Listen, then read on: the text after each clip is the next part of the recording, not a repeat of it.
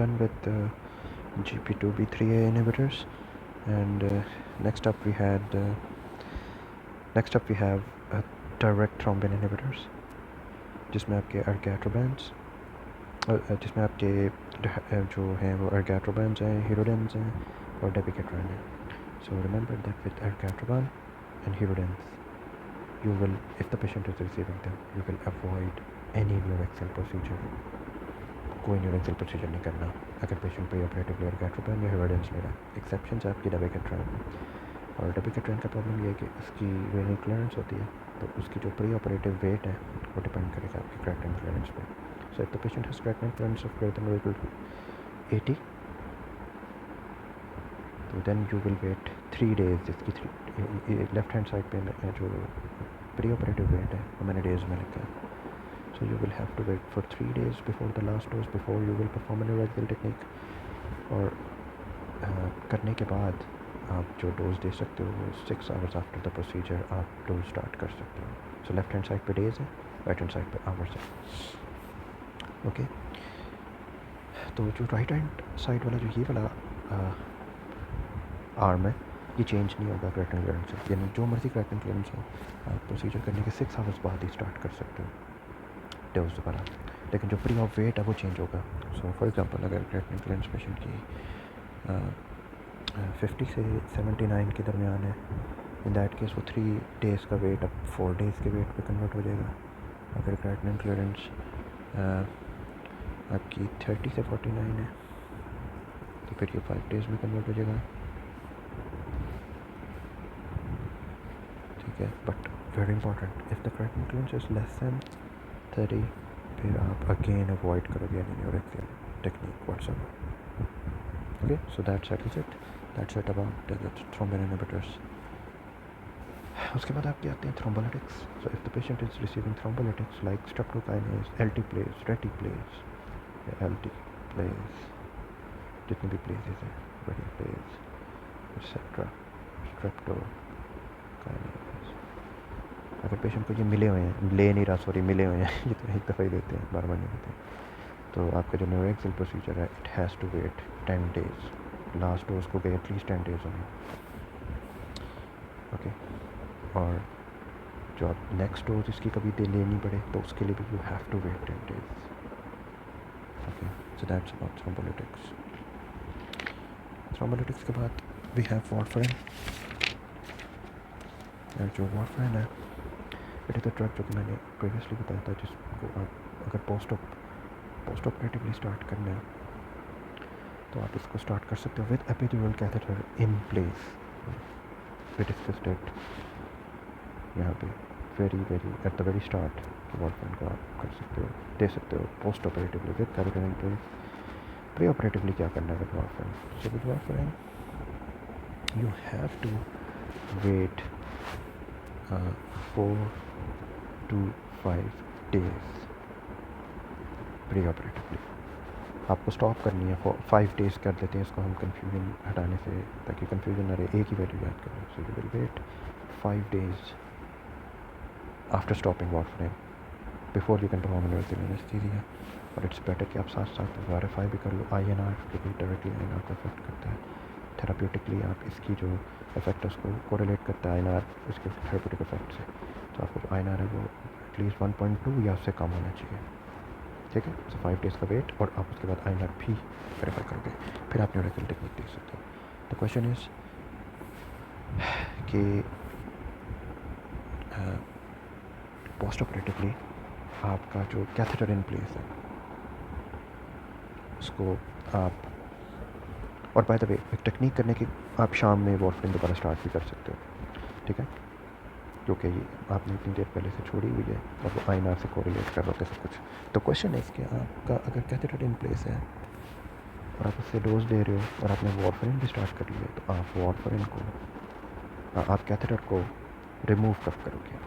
तो उसका कोई ये एसोसिएशन नहीं है कि वारफरिन लास्ट डोज कितनी देर से करिए. वो ये है कि आप कैथेटर को आइडियली रिमूव करोगे. रिमूव कैथेटर आइडियली जब आपका जो INR है लेस देन 1.5 हो. ठीक है, तो आपने वारफरिन स्टार्ट कर दिया और आप INR को डेली देख रहे हो, वंस डेली या ट्वाइस डेली बराबर, और आप कैथेटर को जब रिमूव करना है आप मेक श्योर करते हो कि आईएनआर लेस देन 1.5। अगर आईएनआर 1.5 से 3 के बीच है और आपको कैथेटर रिमूव करना है तो आपको बहुत कॉशन लेनी पड़ेगी and you have to monitor therapeutic you have to monitor neurological status of the patient कि उसको कोई ना कोई हिमाटोमा स्पाइनल एपिड्यूरल हिमाटोमा से रिलेटेड कोई कंप्रेशन सिम्टम्स तो नहीं आने लग गए। ये लिटिल रिस्की होता है। Exercise caution and if the INR is greater than 3 do not remove epidural catheter. Do not remove epidural catheter. Do not attempt removing it. ठीक है। अब आपने वॉर्फिन को रिवर्स करना होगा। लाइक आप वाइटामिन के दे सकते हो, आप प्रोथ्रोम्बिन कॉम्प्लेक्स कॉन्सेंट्रेट्स दे सकते हो। ये ज़्यादा बेहतर होते हैं बाय द वे। जब इसको आप ये बहुत फास्ट एक्टिंग होते हैं, वे फास्टर देन विटामिन के या एफएफपीज। तो जो पीसीसीज हैं 4 फैक्टर पीसीसीज वो आप दे के फ़ौरन रिवर्स करके आईएनआर चेक करके फिर कैथेटर रिमूव करोगे और आईएनआर आइडियली लेस देन 1.5 है। ठीक है। So that's it about warfarin. और the very last drug you're left with is your heparins. Your heparins आपकी दो तरह की होती है, एक low molecular weight होती है, unfractionated heparins होती हैं। So with low molecular weight heparin, there are 2 types of dosages that are normally given. Number 1 आपकी prophylactic dose है, and we know with what we studied earlier with prophylactic dose of low molecular weight heparin, you can give it with catheter in place. Okay, you can give low molecular weight heparin with catheter in place. ठीक है, we discussed it. As long as OD dosing और OD dosing की most common रहती है, हम BD के बारे में बात ही नहीं करेंगे. So if the patient is receiving prophylactic low molecular weight heparin, और हम जो इसका ब्रैकेट बनाएंगे वो आवर्स में होगा, then किसी भी प्रोसीजर को न्यूरोक्सियल प्रोसीजर को परफॉर्म करने से पहले you will wait 12 hours before the last dose at least, और फिर आप स्पाइनल एपिड्यूरल दोगे और आप 4 आवर्स ऑफ प्रोसीजर करने के बाद डोज देना स्टार्ट कर सकते हो। ठीक है। और अगर आपने कैथेटर रखा हुआ इन प्लेस, ठीक है, तो आपने 4 आवर्स बाद इसकी डोज स्टार्ट करती लॉ मोलेकुलर वेट हेपेरिन के पेशेंट को प्रोफाइलैक्टिक दोबारा। ठीक है। बॉडी डोजिंग की मैं आपको पहले बताता हूँ जिस पेशेंट को मिल रही है दोबारा में। एनीवेज, अब आपने 1-2 दिन रखा कैथेटर, अब आपने कैथेटर रिमूव करना है, तो कैथेटर रिमूव करने से पहले जो डोज गई है ना उसको एटलीस्ट 12 आवर्स गुजरे होने चाहिए, और जब आपने कैथेटर रिमूव कर दिया तो एटलीस्ट 4 आवर्स का टाइम गुजर जाए, फिर आप दोबारा डोज दोगे लॉ मोलेकुलर वेट हेपेरिन की प्रोफाइलैक्टिक। ठीक है। So 12-4 in contrast to that, अगर पेशेंट को therapeutic dose of low molecular weight heparin मिल रही है जो कि होती है 1 mg पर kg इंटू BD, ठीक है, फॉर एग्जांपल 60 mg BD मिल रही है, अब आपका जो ब्रैकेट होगा वो अगेन आवर्स में मुझे कुछ होगा कि 24 आवर्स का वेट होगा बिफोर द लास्ट डोज कि आप स्पाइनल एपिड्यूरल परफॉर्म कर सकते हो, और स्पाइनल एपिड्यूरल परफॉर्म करने के एटलीस्ट 24 आवर्स बाद जाके आप दोबारा स्टार्ट कर सकते हो थेराप्यूटिक डोज। ठीक है। लॉन्ग वेट क्या कैथेटर इन प्लेस हो तो आप डोज दे सकते हो therapeutic low molecular weight heparin की, दोबारा स्टार्ट कर सकते हो। The answer is no, you can't. ठीक है। तो आपने अगर कैथेटर इन प्लेस रखा हुआ है और आप उस पर डोजेज दे रहे हो, 1-2 दिन के लिए रखा हुआ है, आप नहीं दे सकते low molecular weight heparin at all. और जब आप कैथेटर 1 दिन रिमूव कर दोगे 1-2 दिन बाद, फिर आपने 4 घंटे वेट करना होगा, फिर आप दोबारा स्टार्ट करोगे लॉ मोलेकुलर वेट हेपेरिन की therapeutic dose. Okay, that's it. Last है हमारी अनफ्रैक्शनेटेड हेपेरिन। ठीक है। और वन ऑफ द डोजेज जो कि अनफ्रैक्शनेटेड हेपेरिन की वो IV जो हैं, उनमें आप अगर कैथेटर आपका इन प्लेस है तो आप डोज स्टार्ट कर सकते हो। Will discuss how. सो सबसे पहले हम IV को ही डिस्कस करेंगे कि अगर पेशेंट को IV डोज मिल रही है अनफ्रैक्शनेटेड हेपेरिन, कोई भी IV डोज मिल रही है तो, और IV डोज यूजुअली जो होती है ना वो थेराप्यूटिक ही होती है। तो यहाँ पे हमें ये एडवांटेज है कि हम इसको epidural place catheter in place हो तो हम इसको दे सकते हैं। तो इसका ब्रैकेट किस तरह का बनता है, अगेन आवर्स में होता है, इसका ब्रैकेट होता है, और ये पूछा जाता है IV का। सबकुटेनियस का भी आगे पूछा जाएगा, ये बहुत इंपॉर्टेंट है। सो 4 to 6 आवर्स का वेट होगा आईवी को स्टॉप करने के बाद टिल आप स्पाइनल या एपिड्यूरल परफॉर्म कर सकते हो, क्योंकि इसकी आई थिंक हाफ लाइफ कोई 1 आवर होती है, 45 मिनट से 1 आवर, तो 5 हाफ लाइफ गुजरनी ज़रूरी होती है बिफोर हेपरिन को हम कहते हैं कि ख़त्म हो गई है ब्लड में। तो 4 to 6 आवर्स का वेट है आईवी को स्टॉप करने के बाद आप स्पाइनल या एपिड्यूरल परफॉर्म करो, और स्पाइनल या एपिड्यूरल को परफॉर्म करने के 1 आवर बाद आप देखो आप कितना एडवांटेज, आप कितनी जल्दी दोबारा आईवी को स्टार्ट कर सकते हो। सो ऐसे पेशेंट्स जिनको बहुत ज़्यादा थ्रोम्बोसिस का रिस्क होता है, इसलिए आप उनको आईवी हेपरिन अनफ्रैक्चर्ड हेपरिन स्टार्ट करते हो, ताकि आप जस्ट 1 आवर का वेट है एंड उसके फ़ौरन बाद आप दोबारा स्टार्ट कर सकते हो। आपने नहीं बताया था कि आप हेपरिन को आईवी दे सकते हो with epidural catheter in place, ठीक है। तो 1 आवर बाद आप इसको स्टार्ट कर सकते हो, उसके बाद आप एपिड्यूरल में डोज दे रहे हो, 1-2 दिन बाद आपने एपिड्यूरल कैथेटर को रिमूव करना है। सो एपिड्यूरल कैथेटर को रिमूव करने से 4 घंटे पहले, 2 to 4 है तो मैं 4 आवर ही लिख देता हूँ, 4 घंटे पहले आपने हेपरिन स्टॉप करनी है, एपिड्यूरल कैथेटर को रिमूव करना है और अगेन 1 आवर का वेट करना है और फिर डोज दोबारा स्टार्ट कर देना है। उसका ब्रैकेट 4 to 6 1 4 1 बनता है। And at the very last we have subcutaneous doses of unfractionated heparin. That's the last one. If the patient is, उसकी 2 डोजेज होती है, टाइप ऑफ डोजेज। आपकी एक प्रोफिलैक्टिक डोज होती है ऑफ अनफ्रैक्शनेटेड हेपरिन, ठीक है, और वो भी 2 टाइप्स की होती है, और ये सबकुटेनियस है, हम सबकुटेनियस की बात करें।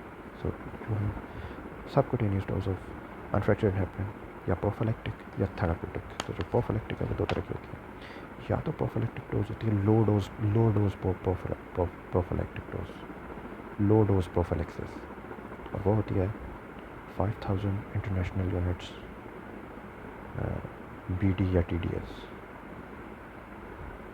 बीडी और टीडीएस। तो ऐसे केस में आपका जो आर्म है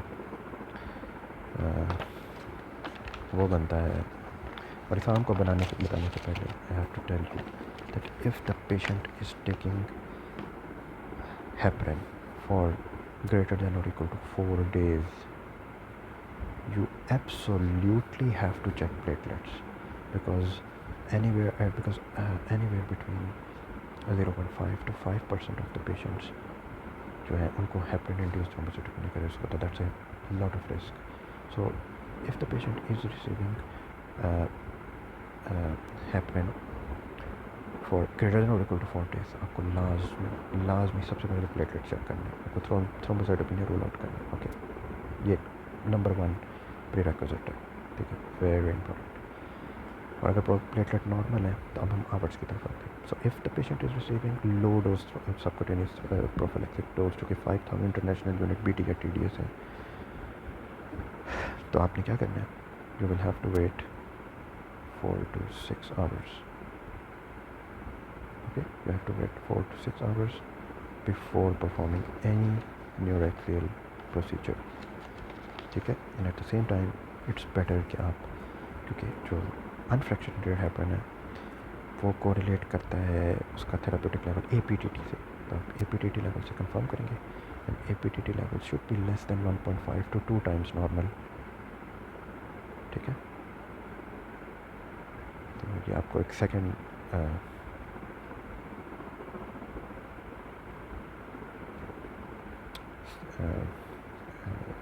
रीअश्योरेंस दे देगा, ठीक है। So you have to check platelets, अगर ग्रेटर देन और इक्वल टू 4 days आपको सब हेपरिन जा रही है पेशेंट की, प्लेटलेट्स नॉर्मल है, तो आपने स्टॉप जो लास्ट डोज दी है उसके एटलीस्ट 4 to 6 hours एलैप्स हो जाए, फिर स्पाइनल एपिड्यूरल परफॉर्म करना है। और APTT लेवल्स भी आपने देखने हैं जो कि should be less than 1.5 to 2 times normal. Most likely अगर आप 4 to 6 hours का वेट करते हो तो इतने नॉर्मलाइज हो जाती है, लेकिन still it's better that you check it too. जो सेकेंड डोज होती है वो होती है हाई डोज प्रोफिलैक्सिस, और जो हाई डोज प्रोफिलैक्सिस होती है वो होती है 7500 to 10,000 international units into P D. In that case आपको जो अगेन आपने प्लेटलेट चेक किए, अगेन आपने APTT को कंफर्म किया, ओके, आपने APTT को कंफर्म किया कि लेस देन 1.5 to 2 टाइम्स हो। और आप वेट कितनी देर का करते हो प्रोसीजर को परफॉर्म करने से पहले? 12 आवर्स का वेट करते हो ना, वेट लंबा हो गया, ओके। और APTT भी वेरीफाई करते हो। जो दूसरी टाइप ऑफ हेपरिन की अनफ्रैक्शनेटेड की सबकटेनियस डोज होती है, वो थेराप्यूटिक सबकटेनियस डोज होती है। और जो थेराप्यूटिक सबकटेनियस डोज होती है उसमें जो आप इंडिविजुअल डोज दे रहे होते हैं वो ग्रेटर देन 10,000 होती है। तो इन दैट केस अगेन आप APTT को वेरीफाई करोगे कि less than 1.5 to 2 times normal हो।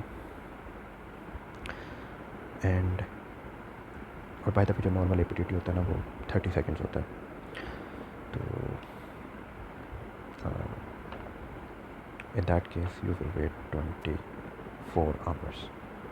स्टॉप करने के बाद 24 आवर्स का वेट होगा। ये वही जो थेराप्यूटिक डोज आपकी हमने लो मोलिकुलर वेट की था, उसमें हम 24 आवर्स का वेट कर रहे थे, जो 24 बन रहा था। इसी तरह की टेबल इसमें भी बन रहा है, ठीक है। और अगेन जो हम हाई डोज थ्रोम्बोप्रोफिलैक्सिस कर रहे थे, ये वाली, इसमें 12 आवर्स का जो वेट था वो भी इसकी प्रोफिलैक्टिक लो मोलिकुलर वेट में जो 12.4 था इससे कोरिलेट कर रहा है। So that is the, I think that ये मैंने आपको सारे कवर करते हैं एसरा के हिसाब से। और इसके अराउंड क्वेश्चन होंगे, it covers it all. If you have any question let me know. तो हमारा नेक्स्ट टॉपिक होगा वो हम किसी टाइम पर डिस्कस करेंगे अबाउट दी ब्रिजिंग, जो आप वारफेरिन को स्टॉप करके ब्रिज करते हैं हेपरिन।